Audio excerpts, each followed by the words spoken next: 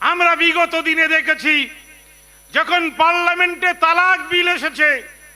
যখন পার্লামেন্টে 370 বিল এসেছে, তখন সেকুলার রাজনৈতিক দলগুলো তার বিপক্ষে ভোট দেওয়ার পরিবর্তে তারা পার্লামেন্ট থেকে ওয়াকআউট করে মোদি সরকারকে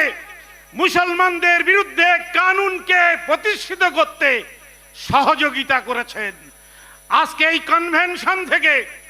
আমরা দেশের সমস্ত সেকুলার শক্তির কাছে এই মেসেজ দেব, আপনারা যদি পার্লামেন্টে এই বিল আসে তাহলে নীতিশ কুমার থেকে মমতা ব্যানার্জি, আমরা সমস্ত সেকুলার রাজনৈতিক দলগুলোর কাছে আবেদন করব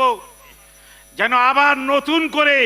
ওয়াকআউটের নাটক পার্লামেন্টে না হয়। তাহলে পার্লামেন্ট থেকে বার হলে গোটা দেশের মুসলমানদের